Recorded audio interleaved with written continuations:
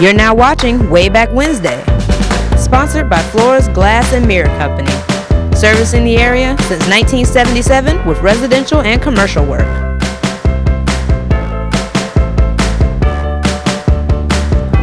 Hello, Rocky Mountain. Welcome to another episode of Wayback Wednesday. I'm Randy Adcock. It's good for you to join us tonight. So glad you invited us into your home.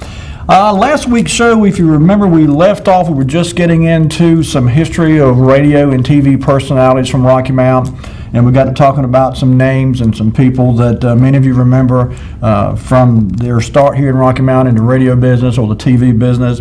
And we're going to go through tonight and show you some pictures. During the break between last week's show and this week's show, I did a little more research, got a little more information about some of these people, and I was kept running across names that I remember from my childhood, and I'd forgotten that they were involved in radio and TV around Rocky Mount, and a couple other pleasant surprises I wasn't aware of until I got to doing some more digging. Many of you who watch the show each week remember and will recognize the name Gene Herring. I mention Gene quite frequently on the show because I borrow a lot of his photographs from Facebook. Gene, like myself, is a history buff and quite frequently posts some really neat old pictures of Rocky Mount. We've got some tonight we're going to show you too, as a matter of fact, some old pictures that Gene had posted some time ago. But I found out during my research for tonight's show, and indeed last week's show too, that Gene did a stint in radio. In fact, I saw a quote he had put somewhere on Facebook, said he had spent like 15 years in radio. I did not know that. Another neat bit of tidbit of information I ran across was the name Ray Thompson. Many of you may remember Ray. If you know Bubba Thompson here in Rocky Mount, Ray was Bubba's father, and we used to call him Daddy-O. That was, in fact, he had a beach cottage down at Topsail Island called Daddy-O's Dream. But Ray was used to be known as the happiest man in Rocky Mount. He always had a smile on his face whenever you saw him. And I'm not certain this is the same Ray Thompson, but I think it is. But it was anyway. He was listed as one of the management people for WCEC Radio back in the 1960s, early 1960s. I even heard a story one time about Ray making a jaunt out to California to try his luck at acting or something along those lines. I'm not exactly sure how the details of that story went, but I didn't know that Ray had been involved in radio. He was not an on-air personality per se. He was involved in management though at WCEC Radio. And again, I'm not 100% certain it is the same Ray Thompson. I think it is, but I'm pretty sure that is him. But anyway, some names that you may remember, Burt Rittner was a radio personality here around Rocky Mount, WCEC Radio, Ralph Sturdivant, Butch Pendale, Bob Mitchell. I actually reconnected with Bob Mitchell, kind of an odd story. When I was back in the, very early 1980s, I worked here locally as a bartender, one of my many jobs over the years, for Jim Womble at the place called My Club out on 301. And Bob Mitchell was actually a radio personality back then for, I believe it was WEED at the time he was working for. Might have been WRMT, one or the other. But he would quite often come out to the club, My Club, when he was not on duty at the radio station. And we had bands playing, of course. He would come out and watch some bands and so forth. And so he and I kind of met and got to know each other a little bit. We were never close friends or anything. But anyway, long story short, I went in the Navy in 1982. Didn't know where Bob got off to. But we have recently reconnected on a very casual basis on Facebook, believe it or not. I think he's seated somewhere up in Kentucky now. He's retired from the business. But one of the themes that I ran across was that radio people especially, and TV personalities too, I guess, but radio people tend to migrate around and travel the country. I guess wherever there's a good radio job, they're drawn to those jobs. And so I ran across, for example, some radio personalities that literally worked for a dozen different radio stations over the years. In addition to the radio personalities, we've certainly got some TV personalities from Rocky Mount. A lot of you know about the Tom Suter family, Dr. Suter here in Rocky Mount's son, Tom, spent many years before he recently retired with WRAL TV. And and there are others, I'm sure. I don't want to leave anybody out, but those are just some names that I stumbled across when I was getting ready for this week's show. So what we're going to do, we're going to jump into some pictures. I'm going to read a little bit to you. And Lee, if you want to go ahead and put this first picture up.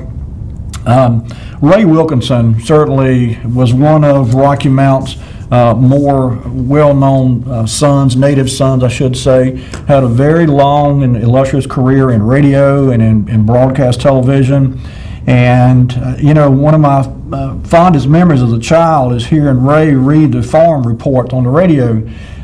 Used to come on right around lunchtime, as I recall, and I won't even attempt to duplicate his southern drawl as he read the farm prices and talked about the price of sows and boars on the hog market, and talked about bushels of corn and soybeans and but that was something that the farming community especially tuned into. And so I ran across a really neat bio on Ray Wilkinson. I just want to share some of this with you because it kind of enlightened me of some things about the man I did not know. It says Ray Wilkinson was a pioneering farm broadcaster who almost single-handedly changed the way agricultural news was reported in the Southeast. Ray spent more than 3 decades at Capital Broadcasting Company, winning countless friends and earning a spot in the National Farm Broadcasting Hall of Fame. Born in Chicago, Ray Wilkinson moved to Eastern North Carolina in 1948 to take a job as a program director for WFMA/WCEC radio in Rocky Mount. He started producing regular agriculture reports and feature stories that were picked up by the fledgling Tobacco Radio Network, a division of Capital Broadcasting Company. Wilkinson's reports became so popular that CBC eventually hired him as its farm news director in 1963. At CBC, Wilkinson was responsible for covering all things agricultural on radio and television. He anchored daily farm news reports on WRAL and became a fixture on the station's morning and midday newscasts. But it was Wilkinson's in-depth coverage of agricultural markets that truly set him apart from other farm broadcasters. Wilkinson reported on commodity prices not only in North Carolina, but throughout the Southeast.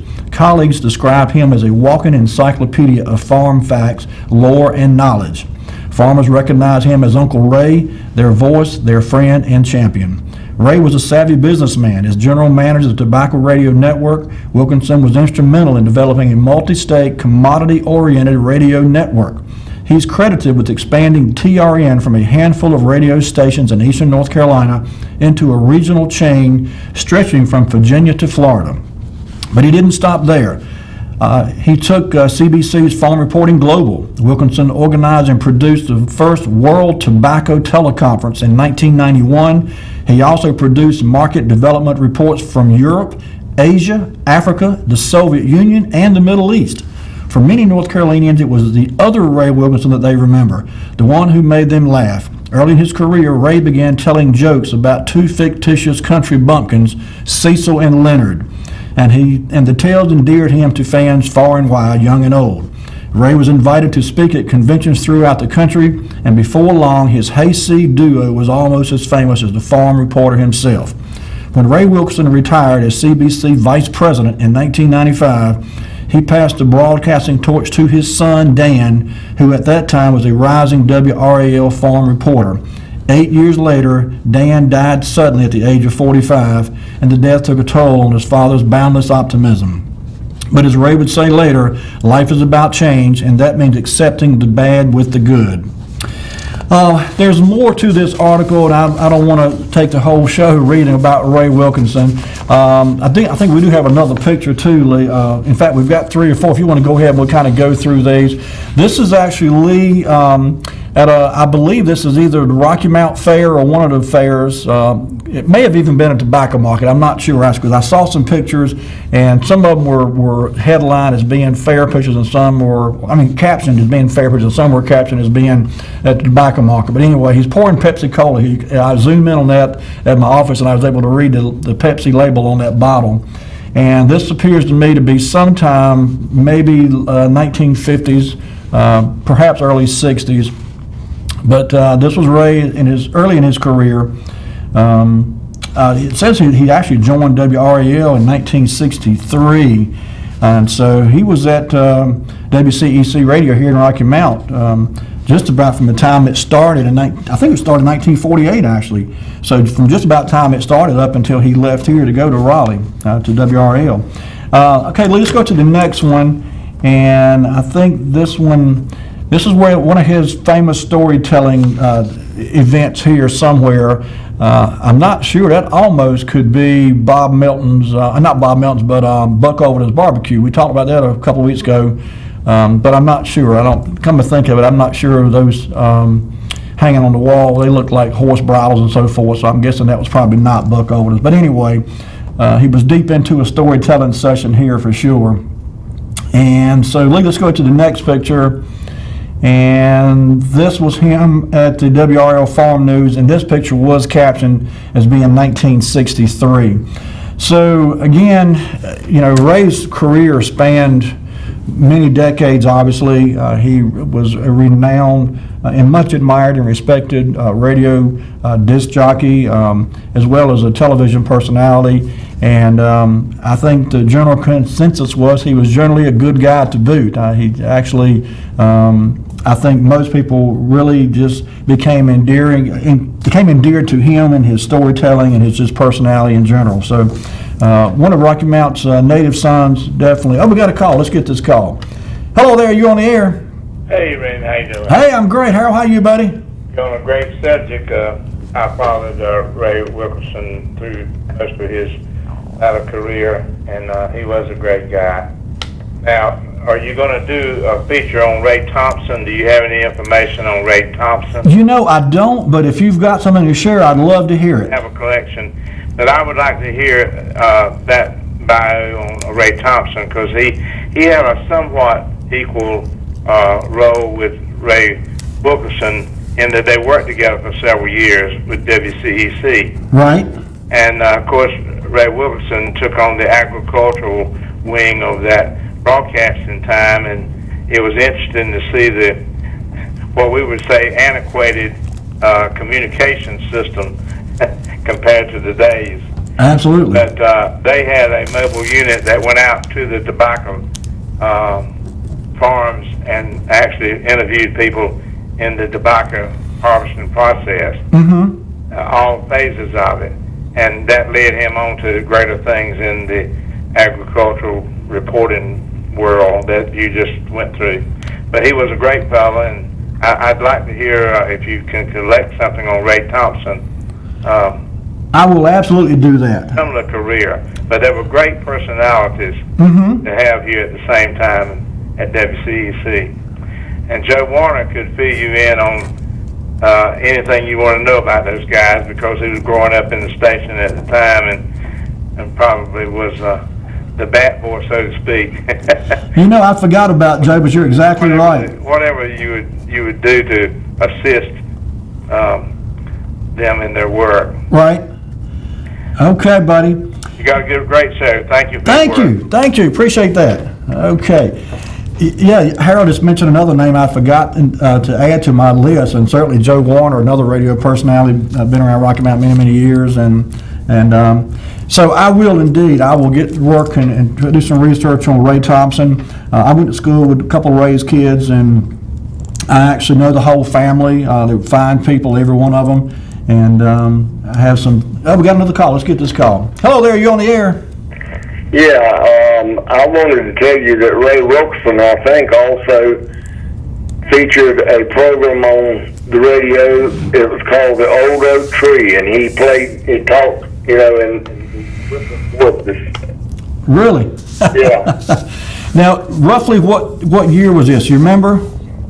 Yeah, this was probably in the early 50s. Okay. Somewhere in there, but we used to listen to it. My wife said she did too. It was called The Old Oak Tree, and it was sort of like Try Ibsen when he did the Pinky and Pudgy thing. And he had these little characters and voices that he used. Well, I had not heard that. That's a neat story. Okay, buddy. And maybe somebody else will come on and talk about it too. Okay, thanks again, here. Yeah. Have a good night. You too. Bye. All right, bye-bye. One thing I neglected to mention a while ago, by the way, Ray sadly passed away December the 4th of 2004, and I'm not sure where he's buried. I'm guessing he may have been brought back to Rocky Mount. It doesn't say that here in the obituary I'm looking at, but in any case, if I find out, I'll share that on next week's show.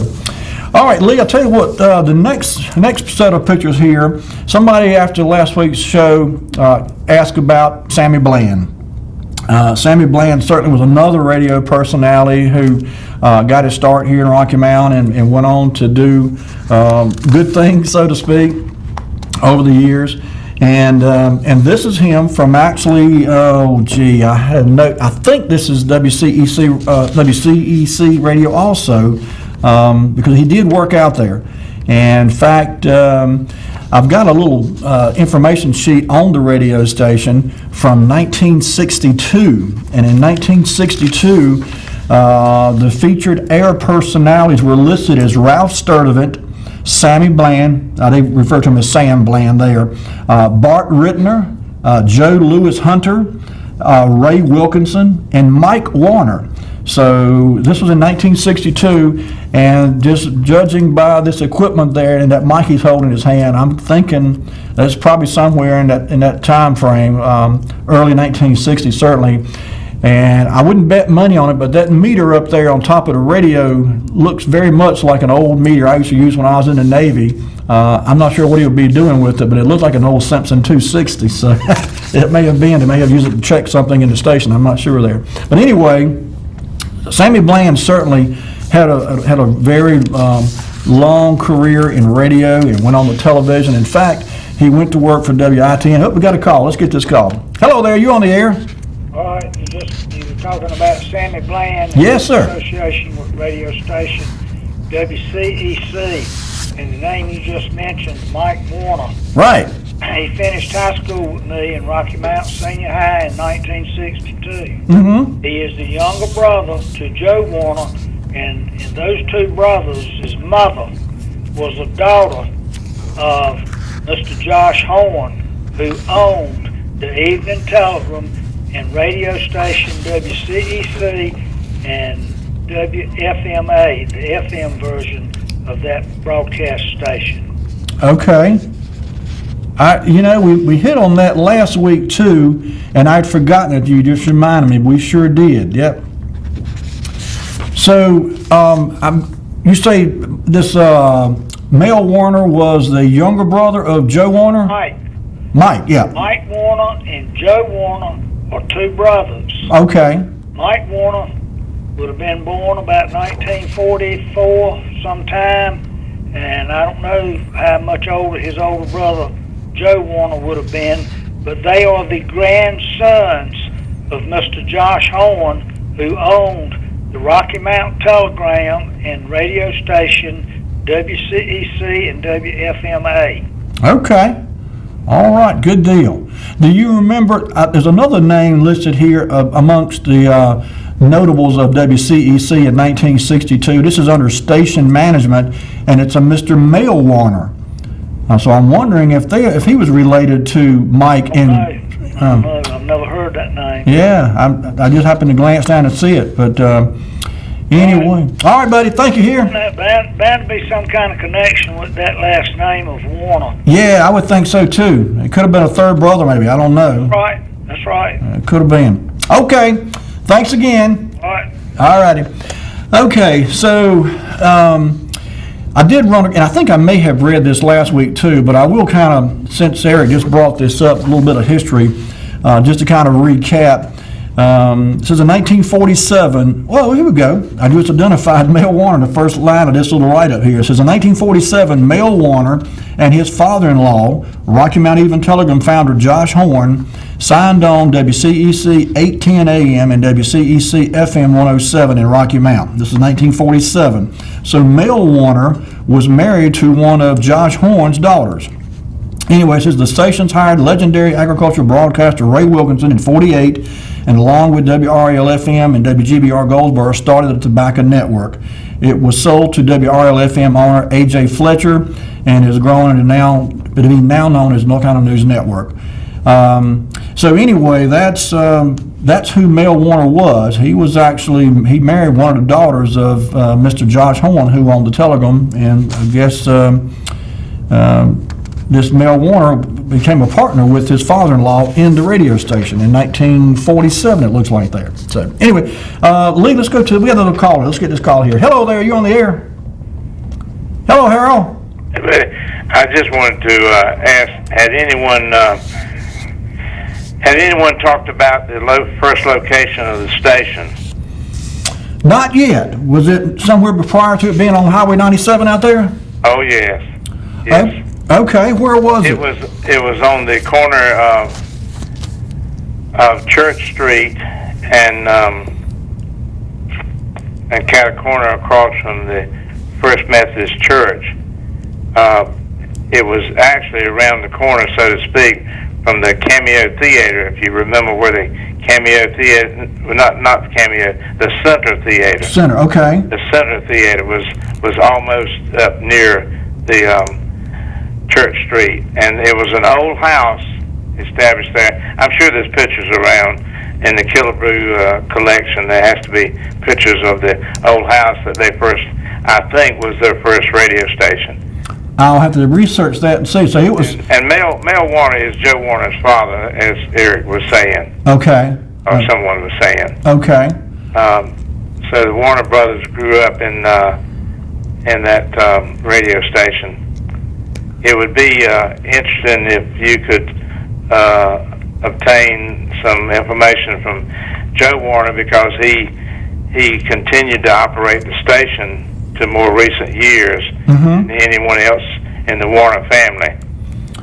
I will have to reach out to him. Okay, you may do that. I will certainly do that. I do remember Sammy Bland being there as a radio personality in different shows. Seems to me that Sturdivich was the name you used. He seemed to be the sports broadcaster, I believe, in the 50s or 60s. Could have been. Football games, etc. Right. Okay. Ralph Sturdivant. Right. But you've got an interesting program tonight, buddy. Thank you. Thank you. Appreciate that. Okay. All right, Leo, let's go to the next picture there. I think there's 3 or 4 in this grouping here with Sammy Bland. Yeah, this is Sammy Bland, Gene Winstead, and the Folk Caravan, which was a show in the 1950s called the Jewel Box Jamboree. Now, I'm not sure where this took place. It may have been, and it's not, well, it says 1950, so I don't know exactly what year it was, but it just said 1950s in the caption of the picture. So I'm guessing this could have been at WITN television. I'm not sure when he left Rocky Mountain and went to work, but I know, for example, in 1961, he was, in fact, let's tell you what, let's go to the next picture, and this next picture kind of got out of sequence. This is him in later years. He actually apparently got into broadcasting races, and this was at the Richmond International Raceway, and this is something I didn't know about him. I didn't realize that he became a sports announcer and called or announced auto races, and so, but this was, I think this was somewhere in his later career. I should have put this further down in the list of pictures, but anyway, as you can see, he's a much older man in this picture than he was in that prior picture. And Lee, the next picture, I'll tell you what, Lee, let's do this. Bring it back to me. I just happened to glance over the clock, and we've gone slap past our first commercial break. So let's get this call before we go to break, though. Hello there, you on the air? Hello, Eric. All right, I think I've heard it in the past stated by somebody that when Sammy Bland died, he was living in Roanoke, Virginia. Okay. I don't know when he died. It hadn't been too many years ago. And I don't have a handle on how old he would have been, but he used to be a spokesperson for the Jewel Box. Jewel Box had a big jewelry business in downtown Rocky Mountain. Right. All right. Okay, buddy. Thank you. All right. I'll tell you what, folks, let's take a quick break. We've got some more pictures to show you. We'll talk some more about some radio and TV personalities. So if you need a bathroom break or a little snacky poo, go get that. Hurry on back. We'll be right back with more Wayback Wednesday. Take it away, Lee.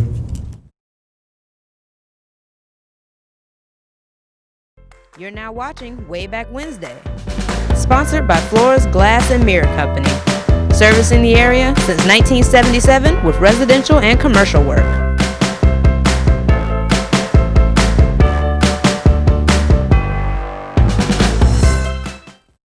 Does sorting through Medicare make you feel like this?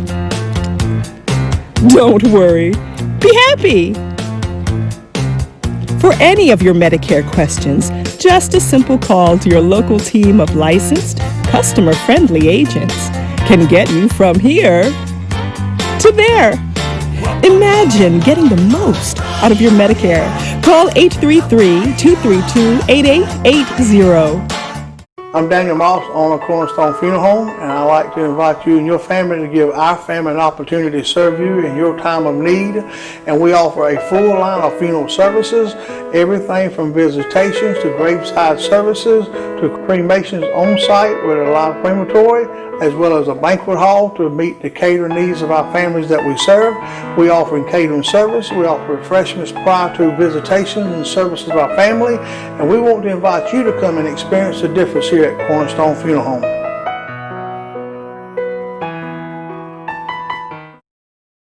When faced with special care needs for elderly or disabled loved ones, families want compassionate, comforting care. That's Tender Touch Home Care Services' goal, providing the level of care we would expect for our own. With over 10 years of home care excellence, Tender Touch provides an array of services that keeps your loved one at home. From personal care, light housekeeping, errands, and meal preparation, to our private duty care program, which combines all of our home care offerings in one package. Tender Touch Home Care Services, where your needs are our concern. We're in our 18th year of practice at the Hammer Chiropractic Center, and we've seen over 15,000 different people in the Rocky Mount area. 40% of headaches actually come from a neck problem. Many patients come in taking multiple aspirin, over-the-counter medications and such a day, and we can get you to stop doing that and actually fix the problem so the headaches don't rise anymore. A lot of people think chiropractic hurts. It does not. Most of the people come in and they feel great when they leave. You're now watching Wayback Wednesday, sponsored by Flores Glass and Mirror Company, servicing the area since 1977 with residential and commercial work. And we're back. Folks, for just tuning in, you're watching Wayback Wednesday. We're talking about radio and early radio and local personalities who got their start in radio and then progressed onward and advanced to various careers throughout the country. During the break, I got a call from someone, too, who said be sure and mention Mike Mays, WRAL broadcaster, personality. And I was not aware of this. Maybe someone else was, but it said this caller said Mike Mays was actually born in Nash County. So if anyone can shed any light on that or give us any more information about that, give us a call. 407-1111 is our number. But I was not aware that Mike Mays is from Nash County. So anyway, last week's show also there was a mention about Cy Edson, who was of course a former principal at Rocky Mount High School from like 1938 through the 40s and I think even the early 50s. But a little blurb here, I may have read this last week too, but since we're talking about radio personality and so forth, I just want to read this to you.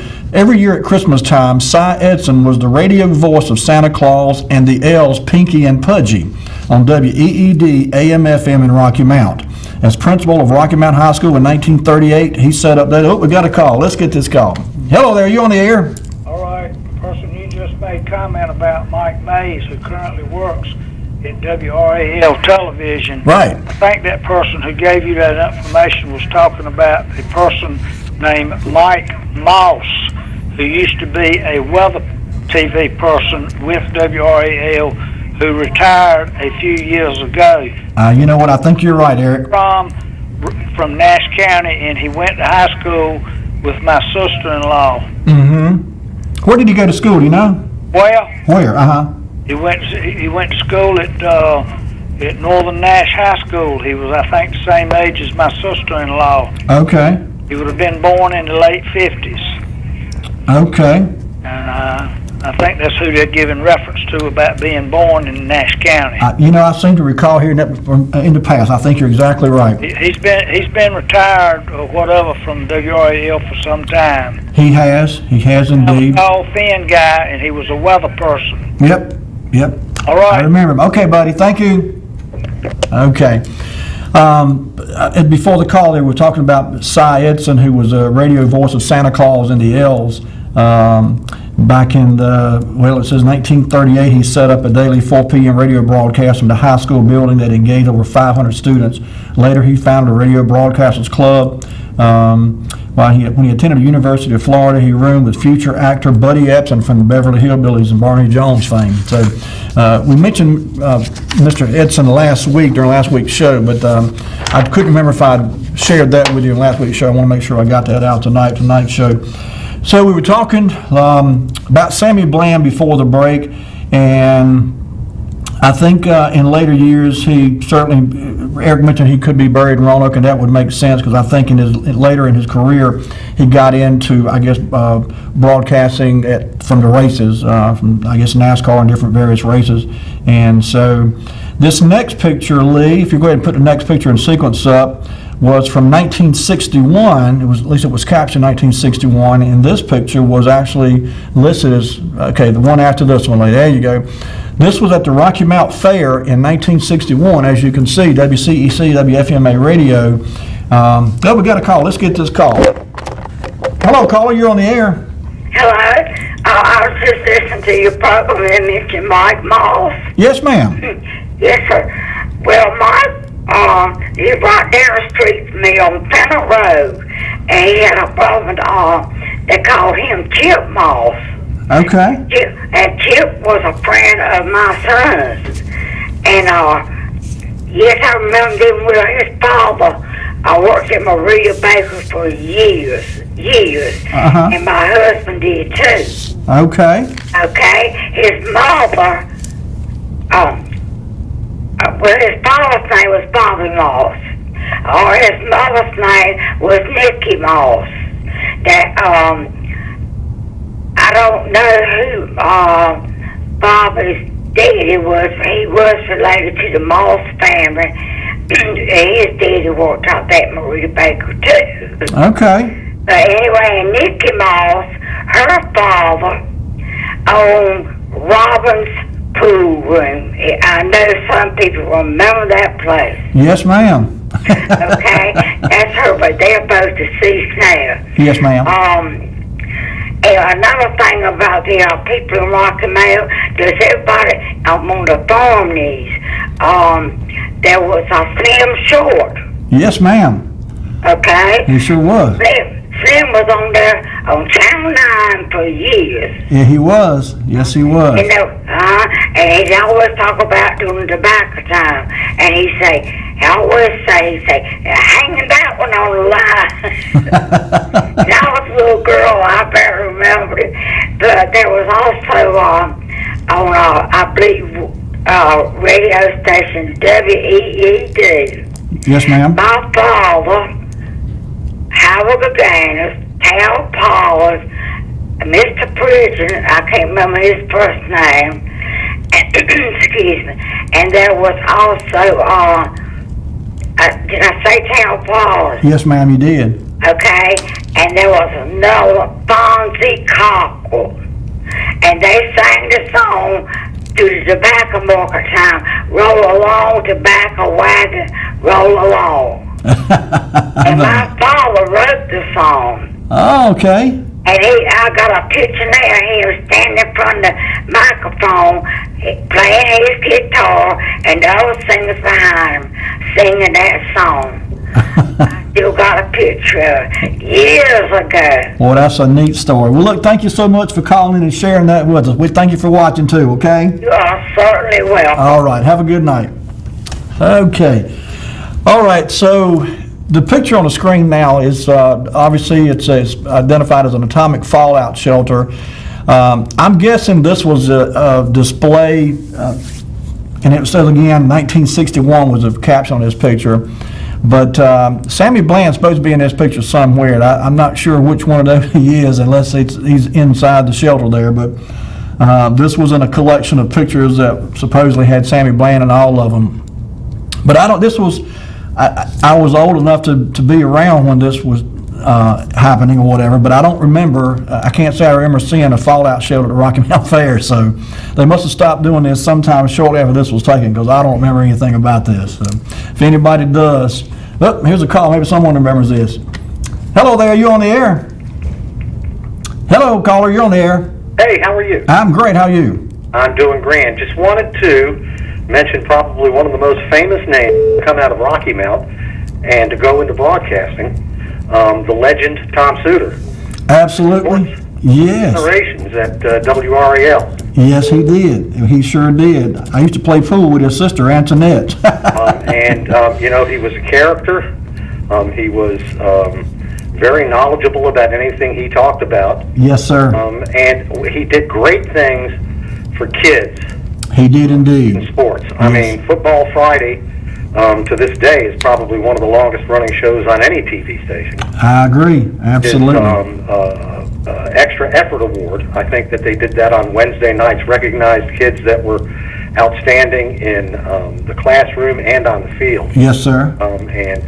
He's in the North Carolina Broadcasters Hall of Fame, deservedly so. And, thanks to him and WRAL, they put kids in sports, and smart kids in sports, put the spotlight on them. Absolutely. You're exactly right. And I certainly did not intend to shortchange Tom Suter. He's a Rocky Mountain icon without a doubt. Absolutely. And a legend in the business. He is indeed. Yes, sir. Okay. Thanks for calling in. Bye-bye. Bye-bye. Okay. All right, Lee, I'll tell you what, let's go ahead then. Well, we got another call coming. Let's get this call. Hello there. You on the air? Good afternoon. Hi, Randy. Hi. I'm doing well, sir. How are you? Fine. I'm calling about your atomic fallout shelter. Yes, sir. A mutual friend of ours, father, Bubba Thompson's daddy, stayed in that thing the whole fair. That boy standing over there, you could look in that window and see Ray Thompson in there. He broadcast the whole week of the fair. From inside the fallout shelter? It's inside the fallout shelter, and Bubba remembers it, and you ask him that time you see him. Is this Al? Yeah, from the beach. Oh, man. Well, look, I'm so glad you called in, and I appreciate it. I did not know that. I'm going to get up with Bubba, and we're going to get a story on his dad, because his dad was certainly a character around Rocky Mountain and someone very interesting. So we're going to talk to Bubba, and we'll have a show one night on Ray Thompson for sure. Okay, man. All right, buddy. Thank you here. We'll see you. Bye-bye. Bye-bye. Bye. That was a call all the way from Atlantic Beach, North Carolina. How about that? Okay, so anyway, this is going to be one of the first things we're going to talk about when we do our show on Ray Thompson, how he spent a week in the bomb shelter at the fair. I did not know that. All right, Lee, I tell you what, let's go to the next picture then. And I think this is an earlier picture of Sammy Bland, obviously WITN's TV station, with Whitney the Hobo. And we've mentioned this on a prior show. For those that watch each week, you remember a lot of folks didn't realize that Whitney the Hobo, his name was spelled W-I-T-N-E-Y as a play on the WITN call letters of the TV station. But anyway, and I don't know that I've ever heard what Whitney the Hobo's real name was, but he was certainly popular with kids, myself included, during the early 60s around eastern North Carolina. But this is Sammy Bland with Whitney. This is obviously a color photo. And Lee, let's go to the next picture. I think there's one more in this grouping with Sammy Bland that's actually... There you go. He was cutting up there with Whitney the Hobo, and it looks like Whitney the Hobo's pouring I don't know what that is on the top of his head, soft drink maybe, like it's foaming up on top of his head, I'm not sure, but anyway. And he's holding what looks to be some kind of game in his hand, and I'm not sure what that is, but it looks like it says Peacock on the front, and that's obviously the NBC Peacock there on the front of the box. So I'm not sure that was some kind of game that was released by the TV station or what. But this was looks to be probably, I don't know, mid-60s maybe. I'm not exact. This picture here was not dated. And the last picture in this sequence here, Lee, if you go ahead and put that one up, we'll wrap this up, this segment on. This was the obituary picture when Sammy Bland died. And I apologize, I had somewhere the date that he died. I'm not exactly sure what I did with that note, but in any case, I want to say it was in the 1990s, if I remember correctly, when he died. But anyway, this was Sammy Bland's obituary picture. So, Lee, bring it back to me. Once again, we blew past our scheduled commercial break.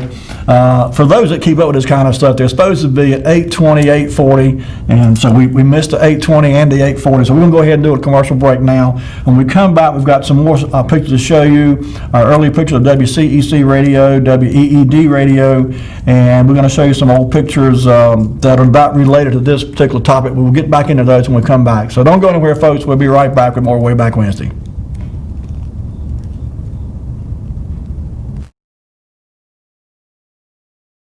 watching Wayback Wednesday, sponsored by Flores Glass and Mirror Company, servicing the area since 1977 with residential and commercial work.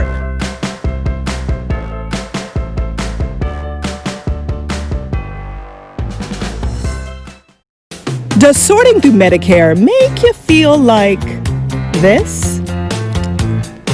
Don't worry. Be happy. For any of your Medicare questions, just a simple call to your local team of licensed, customer-friendly agents can get you from here to there. Imagine getting the most out of your Medicare. Call 833-232-8880. I'm Daniel Moss, owner of Cornerstone Funeral Home, and I'd like to invite you and your family to give our family an opportunity to serve you in your time of need. And we offer a full line of funeral services, everything from visitations to graveside services to cremations on site with a live crematory, as well as a banquet hall to meet the catering needs of our families that we serve. We offer catering service. We offer refreshments prior to visitations and services of our family. And we want to invite you to come and experience the difference here at Cornerstone Funeral Home.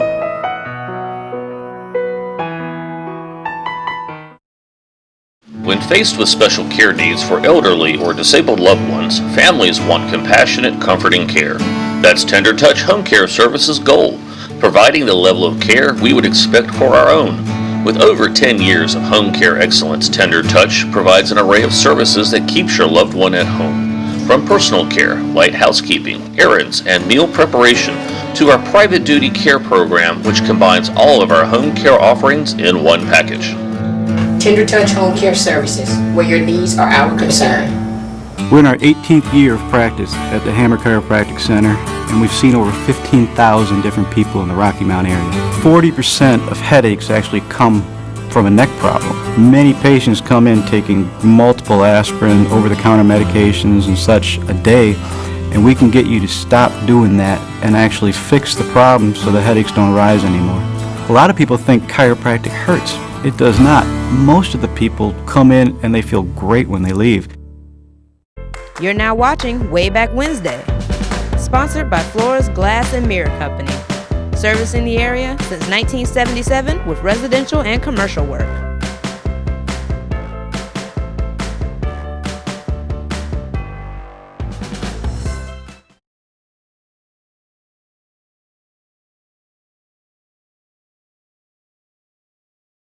Okay, we're back, and right off the get, we got a call. Let's get this call before we get back to anything else. Hello there, you're on the air. Yes, sir. I know I just called you a few minutes ago. That's okay. I tuned in kind of late, but I didn't want to mention Thomas Suter. Yes, ma'am. I did. Yes, ma'am. Okay. And his father was Dr. Suter. That's right. Yes, ma'am. Okay. And Jim Clark. Right.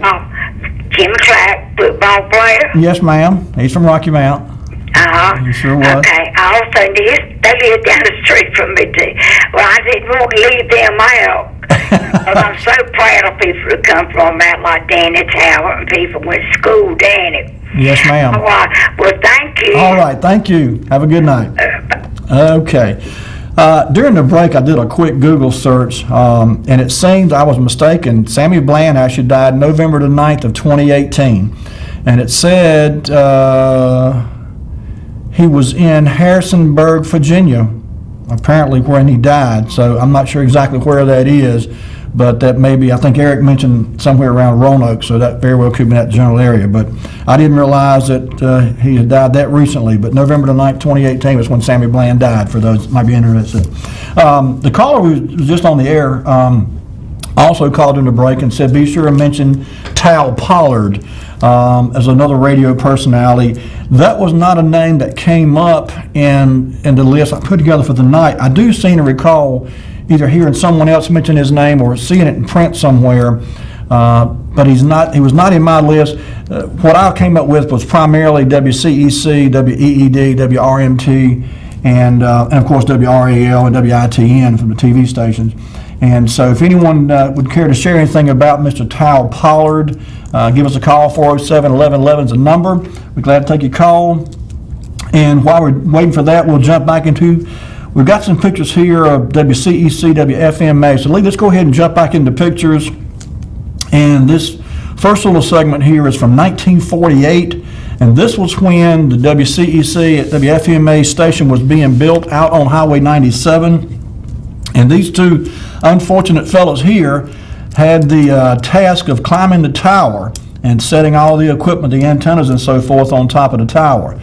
I'm not sure what they were paid for that work, but it couldn't have been enough. And I don't know who was above them taking this picture. I suppose it could have been Charlie Killebrew or Bugs Behringer, one of the two maybe. It could have been a co-worker. But in any case, the next picture, Lee, go ahead and go to that next one. It's just it's a different shot. There you go. There's the tower, and you can see the little building there at the base of the tower where the station is now. It has been since 1948.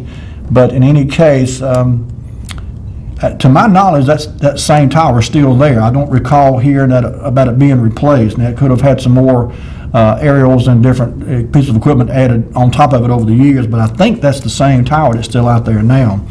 So, okay, Lee, I think there's one more in this grouping. If you want to go ahead and show that one. And, okay, that's I thought there was two back-to-back showing the climbers on the tower anyway, and I just got them out of sequence. So this is the other picture. There was two. And again, this was 1948. These pictures were all dated 1948, construction of WCEC radio. And again, this is out on Highway 97 where the station is now. And I think there's one more, Lee, if you want to go ahead and go to that next picture in this grouping here. And there you go. This was, it says, we salute Rocky Mount's 100th on our 20th. Oh, we got a call. Let's get this call. Hello there, are you on the air?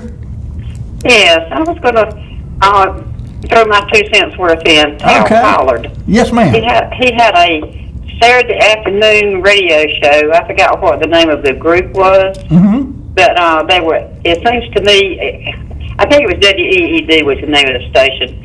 It was in a 2-story house across from where the old Sears building, I think, was on Church Street. Yes, ma'am.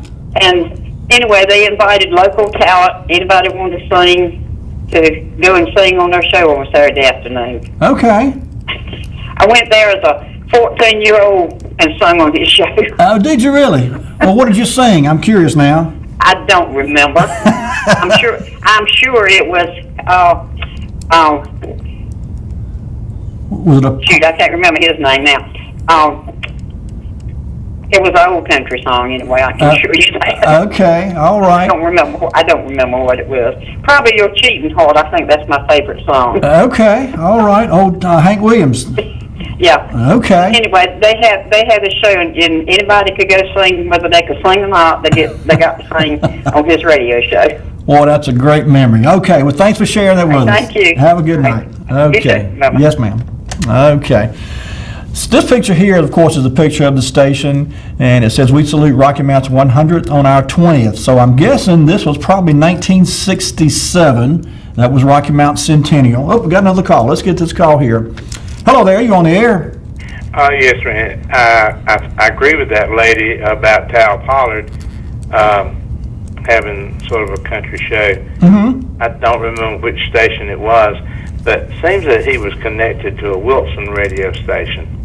I'm not sure about that, but okay. It seems that his programs were similar to what Sammy Bland had done. Sammy had talent shows every Saturday morning at the old Center Theater. My sister was in that show at one time and singing or whatever. And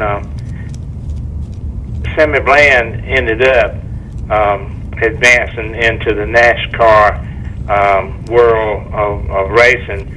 That really was a spinoff from the broadcasting, for WCEC, I think, or through that network or whatever. Right. But he did move on from Rocky Mount to follow the NASCAR broadcasting system, and was pretty well known for several years prior to his death as being involved in that racing circuit. Do you know, Harold, whether that Tal Pollard, getting back to him, I was trying to figure out where I'd heard that name before. There was a Pollard Equipment Company over in Brattleboro for a number of years. I wonder if this Tal Pollard is any relation to that. I'm not familiar at all. The picture you showed earlier in the program with Sammy on stage with Gene Winstead. We might be distant related, but Gene was 1 year ahead of me at Cooper School, and so we were about the same age. She was a talent winner on one of his talent shows that I referred to at the theater, and Gene went on to be quite a singer and made a record or two, but I think she moved to Charlotte many years ago. Her brother Rudolph is in that picture, and he plays the guitar and did for her back in those days. He still lives in this area and plays with a local group for fun, I think. Okay. But that was a shot, I think, that was probably one of Killebrew's in those days. Very well could have been. And that on South Church Street is the area that someone earlier had said that Sammy Bland had grown up. There was a Bland grocery store there, right? Which I think was his father. I think I remember reading that his father had a grocery store. In the 40s. That had been discussed earlier on some earlier shows. Right. But you have an interesting show tonight. If you can get some information on Ray Thompson, I think you'll find he was an interesting character and had a similar profile that Wilkerson had. And I'm glad that you didn't overlook Tom Suter, because he's been a namesake for Rocky Mount for a long time. Absolutely, he has indeed, and he's something we can be proud of for sure. Okay, buddy. Thank you. Thank you, buddy. All right, have a good night. Bye. Okay.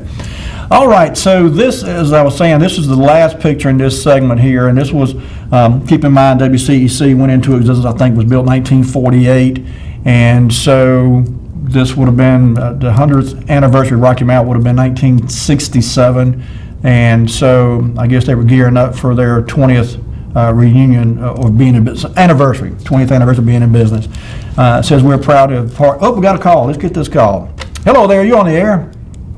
Yes, that Talmadge Pollard was his name. Right. He was one of the very first announcers, I think, at WCEC. And he used to come on Sunday morning and read the funny papers to us. He was just a regular old country guy, and you know them old announcers that said they watched the clock on the wall. Right. He said the old clock's telling it's time to go. All right. That's an old one. That's a neat memory, that sure is. Yep. Thank you. All right, buddy. Thank you. Have a good night. All righty. Yeah, as Harold mentioned a minute ago, too, certainly Ray Thompson is someone we're going to do a show on. Ray, we've got to. I knew Ray personally. I went to school, as I said earlier, with a couple of his kids. I knew the whole family, in fact, his all five of his kids and his wife, Larice. And Ray was a fine fella, and he certainly had an interesting life, and so we'll certainly do a show on him in a not-too-distant future. I think this picture here wraps up the pictures I've got on the radio, but I did stumble across a couple of interesting pictures. We'll wrap the show up tonight. We're almost out of time. This next picture is actually the original store at the location where the J.W. Bone store there you go. There's another picture of a zoom in at WEED. I forgot about that picture. I almost slipped past it. These last two in this segment were WEED. I'm sorry. This building is long gone now. Of course, it flooded during Hurricane Floyd, but it was over there where what's called Buck Leonard, I think, comes in the Sunset Avenue off of 64 bypass out there behind the old Buck Overton's barbecue restaurant. But there's like a 55 Buick sitting out front there. I'm not sure what the other ones are, kind of old and beat up, but this was WEED, and I think there's one more. Go ahead and lead to the next one. This was actually an advertisement. I forgot I had these two in the group. Yeah, this was WEED's Boss 25, which was a list of the top 25 songs. I seem to recall they did this every week. I want to say it was a weekly review of the top 25, and this happens to be on Sunday.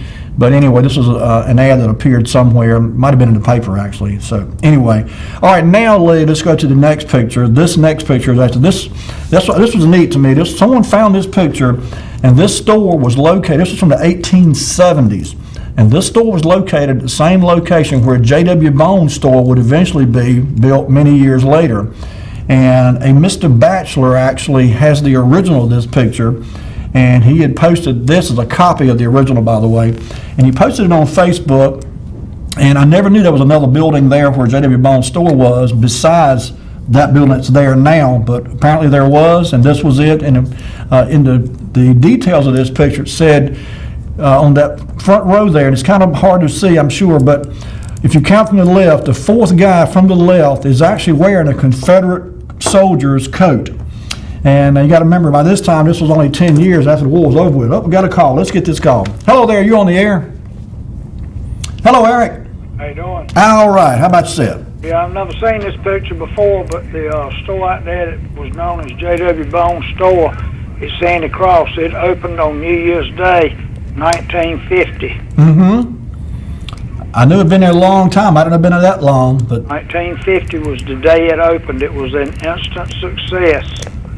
I'm sure. It sold everything you could even think of. I used to love going in there. Now, did Millard open it up himself, or somebody his family? I think their daddy, Millard's daddy, J.W. would have been the person that would have been running. That's right. That's right. Yep, you're right. Right. All right, buddy. Thank you. Yep. Okay, and we got time for one more before we run Slam Out. Let's go ahead and put this last one up here. This is actually the J.W. Bones. For those that are not familiar with the area we're talking about, today the building that's there where this building was, it's not J.W. Bone's store anymore. J.W. of course has been long passed away. He was actually murdered, but this is his store, and so this is out at Sandy Cross, and this was from the 1950. In fact, this was captioned 1952. So it hadn't been open very long. Eric just said open 1950, I think. So it had just recently opened up when this picture was taken. All right, Lee, bring it back to me. Folks, we have run slam out of time tonight. In fact, we just had so much fun taking calls and hearing your memories. Almost let the whole night run away from us. Thank you so much for tuning in. Thank you so much for calling in and sharing your memories with us. I promise we will do a expanded version of this show in a future show. It may be next week, it may be week after next, but we've got a lot of information here that we want to pursue and delve into deeper. So thanks again for watching and for tuning in. Have yourselves a great week. Take care of yourselves and be kind to each other, folks. We'll see you next week with more Wayback Wednesday. Good night. You're now watching Wayback Wednesday, sponsored by Flores Glass and Mirror Company, servicing the area since 1977 with residential and commercial work.